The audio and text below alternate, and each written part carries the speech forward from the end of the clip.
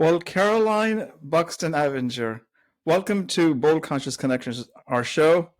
I recently met Caroline through part of our training in a group session, and we've just had such a great connection, and we're part of accountability groups together. So welcome to the show, Caroline. Thank you, Raju. I'm very excited to be here. Very relieved to be here at this point. Yes. So I'm going to put all about you in the show notes. And I know you got 25 years of experience as a public speaking coach and 15 years as a corporate etiquette consultant. And you're the owner of Protocol SC. I'm sure it has something to do with South Carolina because that's where you live. You know, since we're all identified so much with what we do, I always ask the question, I want to know who Caroline is. Who am I? That was the one question that I thought, it falls into that whole category of tell me about yourself, because I don't like to talk about myself. That said, we do tend to identify ourselves with what we do. And I think the main identifier I have is really part of my family as a mother and a wife. That is really who I am right now. And it's actually what led me into being an entrepreneur, because as far as core values go, family is my number one core value. My immediate family, my husband and my two daughters, as well as my extended family. I'm part of that sandwich generation, and I've got a parent and in-laws who are a little bit older. I hope they're not watching this because they will not be happy being identified that way. But we help them when they need it and that sort of thing. But that's how I identify myself, as part of that family. And it's very important to me as a mother, as a wife, to teach my children and to create a home that is peaceful. Isn't really the right word because it's rarely peaceful, but a degree of tranquility within it, ordered tranquility whenever I can achieve that. So, and that's also important to me, having a sense of order and a degree of calm. I look at tranquility sort of the same way as I look at joy. Joy isn't necessarily an absence of hard, difficult things. Tranquility is not necessarily an absence of stress or conflict. It's a level of being at peace in your situation and looking to see how you navigate it with that sense of calm, with that sense of inner peace. Oh, man. I'm glad that you're part of my life. We all need this. Every Sunday, I know we speak about what's going on and all that. So it's really awesome to hear that, and the family and the closeness of that. It's wonderful. And I know it's not without its challenges and stresses. So talking about really, because this is about entrepreneurship in a conscious way, not just business, etc. So transitioning from teaching and public speaking, well, teaching too, and we're going to come to teaching, that's a huge shift. Can you walk us through that pivotal moment where you were inspired to make this change, and what then defines your approach to personal growth, obviously your family and business success? So, and has that evolved over the years? So it's a little bit broad question, but allow you to reflect on that. So I moved into entrepreneurship probably almost 10 years ago. When I left more of a corporate job, and I was teaching public speaking, but for another company, and went out on my own. I had actually already started the etiquette part of my business. And when I left the public speaking school I worked with, I added that into my private business, my own business, and it all went together really well. Before that, I taught school. I taught middle schoolers. And about the time my husband and I started our family, I realized I just could not, I didn't want to teach other people's children. I was going to have to deal with my own. And I wanted to do something that enabled me to teach, but in a different environment. And I love working with adults, young adults in particular.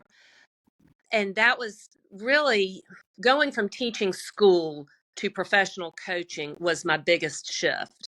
It was an age range that I had not taught really before then. And it's just a different set of needs and a different set of strategies that you employ.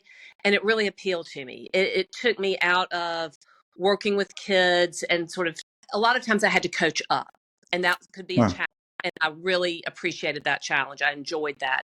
It was Mhm. just different. And I liked having my own business and being able to develop what I wanted it to look like, how I wanted to work with clients, not have someone else telling me how it needed to go, whether that was when I was teaching school or working for another company. I like being able to direct it how I wanted it to go, really. Right. No, but that's your story. So I think that's good because we all, I mean, I'm the type that doesn't like to be bossed around, so I don't want any bosses, and that's what took me out of this. And it took me way too long, 30 years working Mm-hmm. corporate, to then finally say, I actually could be my boss. But we all Yeah. report to somebody, right?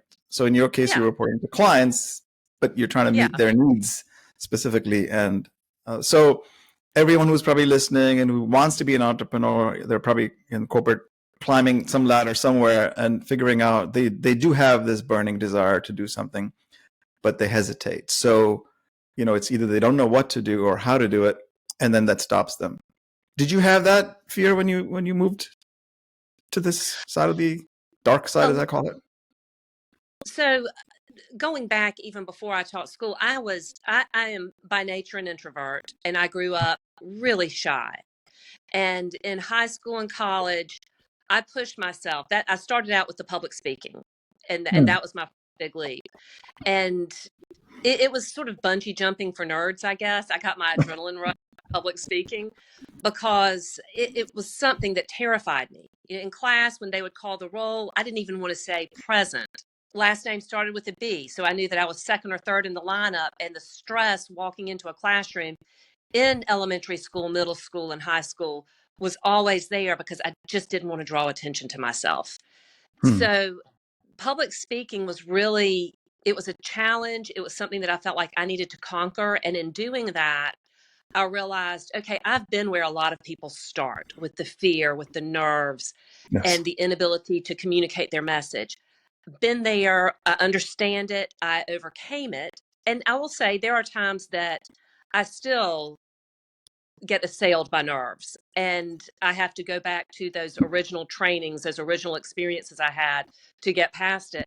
But because I am constantly working on it, and I understand where people can start from, that has helped me really jump into both the public speaking and the corporate etiquette to get people where they need to be successful. I got goosebumps here because, it's funny you say that because I'm sound like a similar story when I was 23 and I came to this country and it was the same thing. So if public speaking is the number one or number two fear we all have as human beings, right? Death Right. or public speaking. Why are you a glutton for punishment? Why do you want to go into? So Well, I'm like that because to me it's yeah, that discomfort. If you overcome that, you can overcome anything. But so yeah, tell me if that's the story that you're talking about, being yes. uncomfortable. And when I overcame it and realized, okay, I can do this. I can get a message across. I can persuade people. I can sell things. All of the things that come across through public speaking. I can communicate my passion, whatever it is. I can now do that. I don't have the barriers that really prevented me from taking a seat at the table and Mm. voicing my opinions, my concerns. I got past that. And everyone has something to offer. And if your ability to communicate that is getting in the way of your offering whatever your gifts are, then let me help you. Let me help you get past that, whether it's the way you communicate or maybe it's the etiquette portion of it. And there's certain behaviors that are getting in the way of your communication. Let me help you figure out what are those so that you can own your seat at the table. You can take that space and use it to get your message out there, to get your gift out into the world. Beautiful. Well, we're obviously preaching to the choir here, but can you share an example of where this skills related to business etiquette, for example? How do you believe etiquette and interpersonal skills, and then you tie that into public speaking, of course? How do they play a role in your entrepreneurial success? And can you share an example of where these skills made a significant impact? So, with the business etiquette portion, yeah, someone sent me an article just this weekend about companies wanting especially their new hires, to take business etiquette classes, but they were saying, oh, we're sending them to charm school. I'm like, Hmm. yeah, that's really oversimplified. of it. It is not necessarily charm school. In some cases, yes, it could be.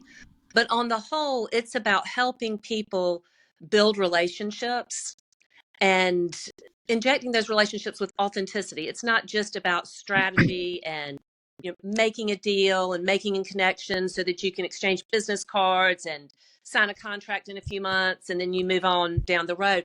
It's about really becoming maybe a trusted advisor for someone, if that's your business. Well, creating lifelong customers, lifelong clients, people who, even if they're not using your services or your product past a certain time, there's a relationship there.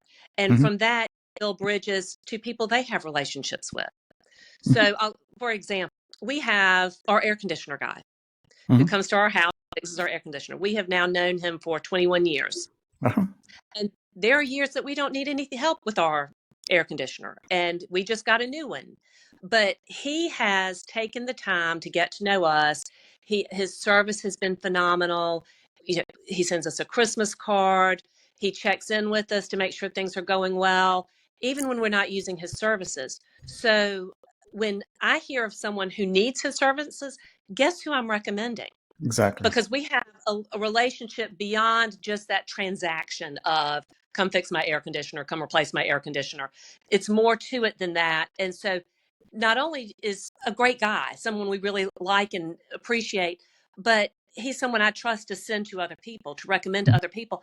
And then his business is building because he did the same sort of thing that I try to train, problem speaking, train people to do, is really consider how do you forge those authentic relationships. And business etiquette is really essential in that. Whether you are a new hire and you're just trying to get to know your coworkers and what your manager or your CEO is looking for success and how do you play into that, or you're a longtime CEO trying to manage people and how do you really lead them well, not just manage them, but get them on board, influence them. And business etiquette comes into all of that. So far beyond just charm school. Well, certainly, I never thought of it as charm school, but I've heard these statements that people just dismiss very important things, and including, public speaking being one thing, but speaking for me, I still have a coach that helps me speak and work on my diction and pronunciation because, I tend to talk and walk very fast, and I got to sometimes slow down, and then I'm not pronouncing or enunciating consonants and vowels. So, and I've been spending, 45 years doing all this stuff, and yet I'm still learning. So the learning never ends. But I think to the point you're making, there's got to be a first step. And you clearly, you took the worst possible thing in the world that people are scared of, and then I want to overcome this. And here you are. Yeah. So, part of it, you're an educator, you're a teacher in middle school. You said, are any of those teaching principles have you applied them in your entrepreneurial journey? And I'm sure nothing goes waste, but how does that play into what you do today? Really trying to read the audience and understand where they're coming from is certainly something that I brought from my middle school teaching day. And knowing that not everybody starts at the same place. So whether it's business etiquette or public speaking, trying to find the common ground and start from there is always really important.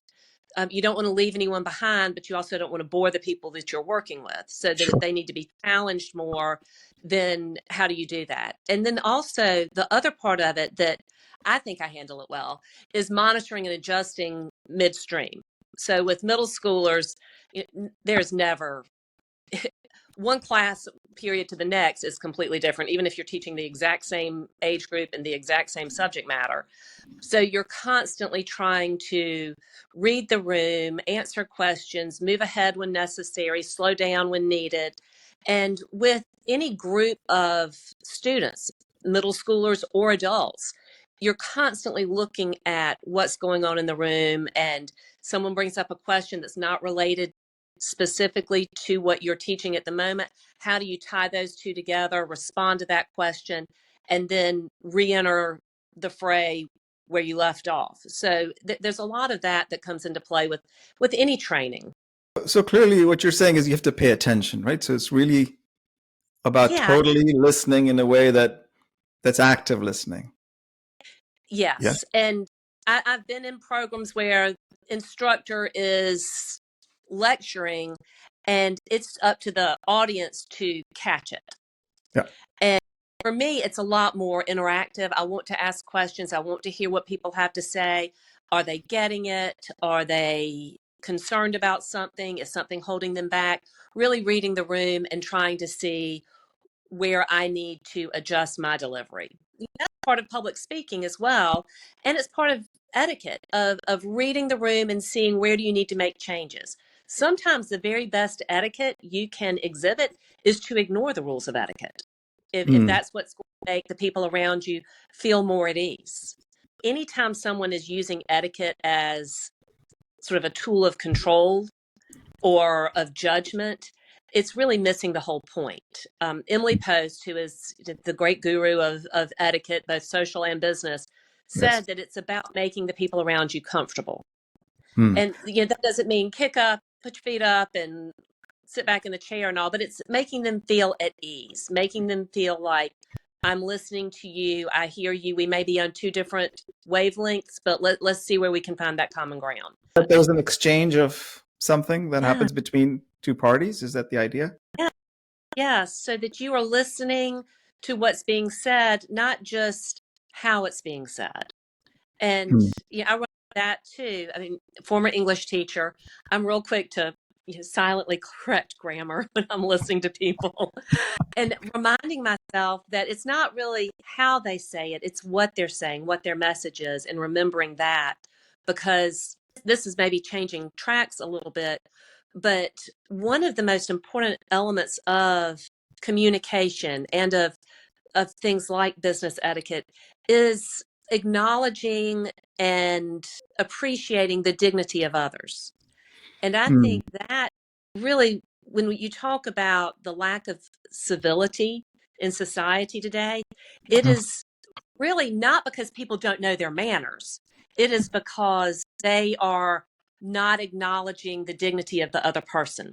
So when you are cut off in traffic and you get sort of burst of rage because someone cut you off, it's not so much that they cut you off, but what they have effectively said is, my destination is more important. I am more important. The people in my car are more important. The people in your car, not so much, Not so much. including you. And it's that assault on our dignity that really gets people upset, trending towards, we see, with the road rage stories in the news all the time. But anything that ignores the dignity of another person is a breach of etiquette. From politics to religion to geopolitical events at the moment, all of that, or cutting in front of someone in the grocery line, or determining whether or not you're going to terminate someone's employment. How are you going to do it in a way that doesn't torch a bridge? You acknowledge the other person's dignity. Wow, that just went through my heart. I love that, Caroline. Again, we talk about entrepreneurship so much, but bold, conscious connections. So you're clearly bold. You, at an early age, you started to take these bold steps. And the other part of this word is consciousness. And you just hit consciousness, in kind of context of the etiquette and how people are, so intolerant and not even aware.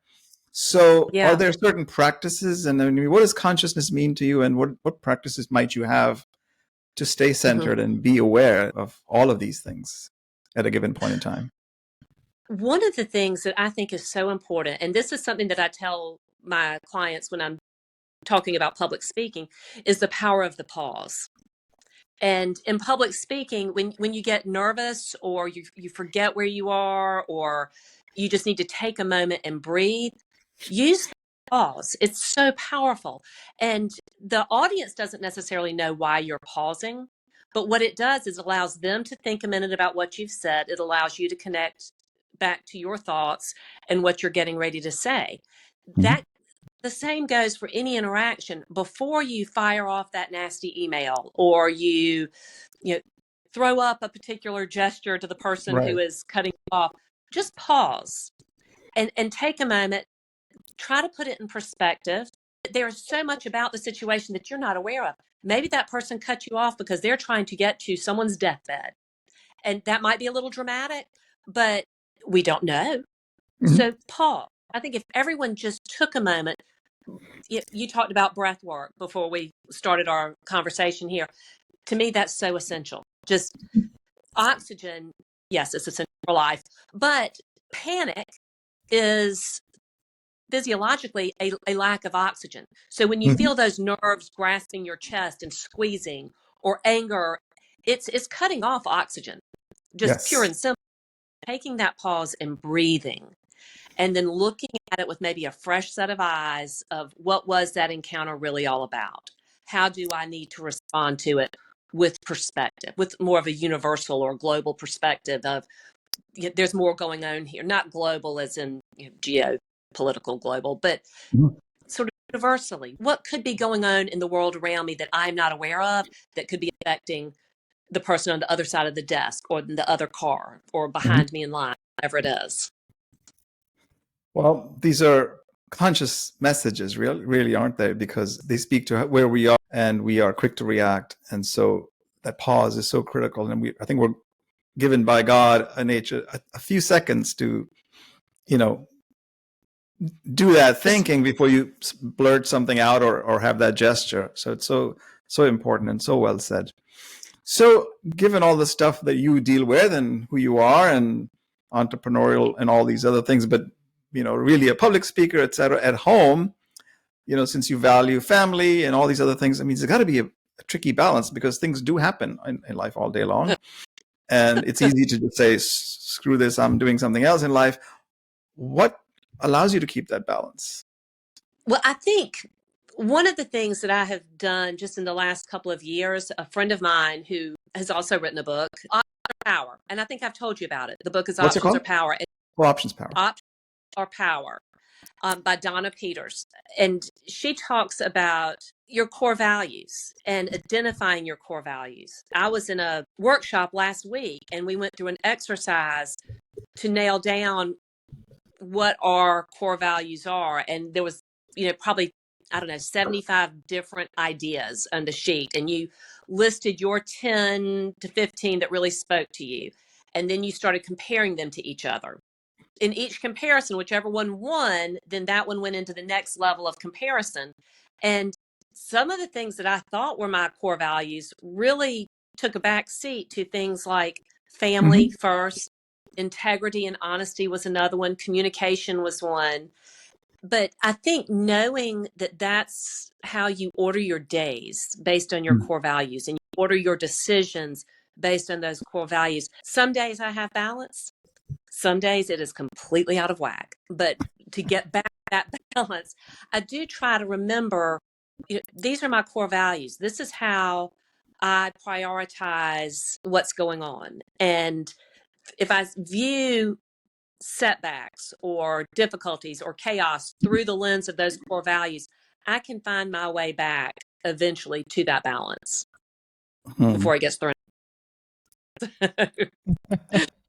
That's great. So, It's guys a work. listening, it's a work in progress, yes. So, Yeah. those listening and watching, pay attention, because these are, not just fly by night tip. These are real valuable Mhm. thoughts that Caroline's sharing with us right now.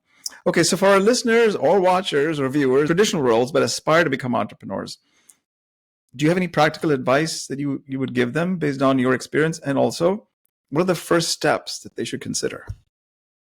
So, first steps, figure out what it is you want to do.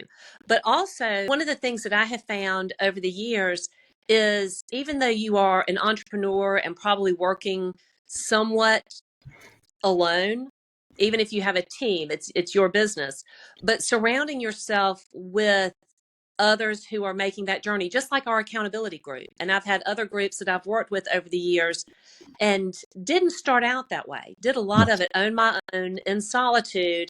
And having a community of like-minded individuals that you can bounce ideas off of, they may be in completely different industries, but there's so much similarity in the process of starting Mhm. your own business, becoming an entrepreneur, that it's good to have that community where you can ask questions, seek advice, give advice. So you're consuming, but you're also producing and helping others. And that helps clarify your own direction as well, is having that community around you and communicating with them. That would be my first step, is figuring out who can I surround myself with, who is going to help me be accountable, take the next step, and keep moving. Because it's real easy to get sidetracked or hit a bump, hit a small failure, or even a big failure, and think, this is not for me.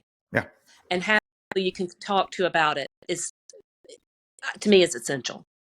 So well said. I mean, I'm saying mentorship, coaching, masterminding, all of these are so critical to keep you going, because it is so easy to quit, right? You just have, as you say, one bump here and there.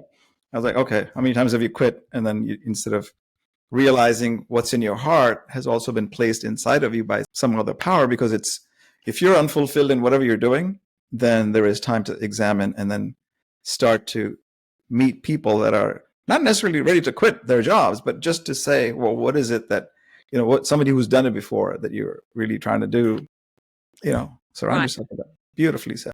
Consistency. And Consistency. That's my word. Oh my goodness. Yes. Consistently. And that's, to me, it's small steps every day have a huge impact. And something else I read recently, consistency compounds. An hour today, an hour tomorrow, it builds on itself. And it's not an all or nothing venture. It's every day, a little bit moving forward every day. Mm-hmm. Even if you're making a big change, a little bit every day. Yep. So give me an example of that in your life and where you are at today based on consistency and compounding of that. Mm-hmm. So in two different areas. So from a faith perspective, I have finally sat down to have sort of my quiet time, my devotional time. Mm-hmm. And for years, I thought, well, everything needs to be perfect. Every planet should be aligned, every surface clean, and you sit down and you just do it. 10 minutes a day has turned to 30 minutes a day over the course of the last year. And that has enriched my life profoundly. Mm. But then from a business perspective, it is showing up in some way, whether that is on social media and not just consuming what's out there, but producing valuable things for anyone who happens to read it. You're adding value to the world at large in some small way every day. And that's actually helped me refine where I'm going with my business. Mm-hmm. And niche down and really focusing on a particular group. So it's showing up for an hour each day on LinkedIn, mm-hmm. consuming, but also producing, giving feedback to other people, offering suggestions, offering advice, putting a post out there, and then helping other people, connecting them, reposting something of someone else that I think is powerful, that may have nothing to do whatsoever with public speaking or professional development or business etiquette, but that it's edifying in some way, and I think others would benefit from it. And the person who posted it originally benefits from the spread of their ideas. Absolutely. Well, I mean, we have such a great platform in the world today across all social media platforms to be able to contribute and to be able to share. I mean, it doesn't matter. You're just sharing your experience. It doesn't have to be that's what the other person should do.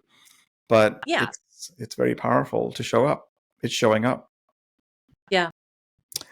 So what are you working on for 2024? That's a big priority for you, Caroline. Well, getting some digital programming together is, of course, my biggest priority, but I'm switching gears a little bit. I do love working with my corporate clients, but my passion is young adults, specifically those just coming out of college and moving into a corporate career, and helping them master those tools that they need that perhaps aren't part of the content that they have learned through their degree programs. So the soft skills, the public speaking, the communication, whether that's on a stage or across a desk, working with others well, meeting etiquette, dining etiquette, which I think is why people call it charm school. But being able to conduct a meal and a meeting at the same time takes a little finesse, and knowing what you're doing, both from the dining standpoint and the communication standpoint, can be a little tricky sometimes. And it's not something that's typically taught in your traditional college classrooms. Right. So what advice would you have for, because corporate training, I mean, I'm sure you've been through plenty of it, and you give it, and I've been part of receiving it for 30 plus years. What's the state of affairs given that today's context is, hybrid work, remote work, and then there's all these other things? Don't they make things more complicated, or is it easier, you think, as far as being trained in etiquette and all the other things you talk about? COVID and hybrid work certainly threw a wrench in things initially. Mm-hmm. And what I am seeing too is companies are saying, the college students are coming unprepared. Well, the current crop of graduates spent a lot of time in virtual classrooms. So it's not a failing on their part. It's just that they may not have had the opportunity for some of the experiences that get them there. And it has created a much more casual workspace, in terms of things like dress, for example, and even meeting virtually. People tend to think, oh, well, I can show up in my pajamas as long as, I have on a jacket. I have on a suit, not pajamas. That's but, right. You're trying to get away from things that typically you had in face-to-face environments. And now that we are moving in the other direction, back into workspaces, face-to-face, some of that casualness is coming with us, and it's not all bad by any means. I think there are a lot of times that we're a lot more relaxed, a lot more comfortable, and therefore more productive. That said, there's still a certain amount of professionalism that needs to exist in the workplace, whether it's virtually or in person. And that comes from other things besides just showing up with your suit. It's, punctuality, it's preparation. Two things that I had a problem with this morning. I will apologize again. But it happens, particularly with technology.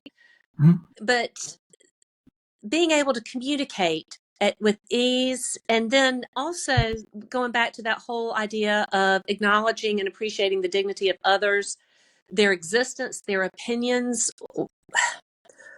The beauty of social media is that you're exposed to so much out there, and then you can bring that back into your interpersonal relationships.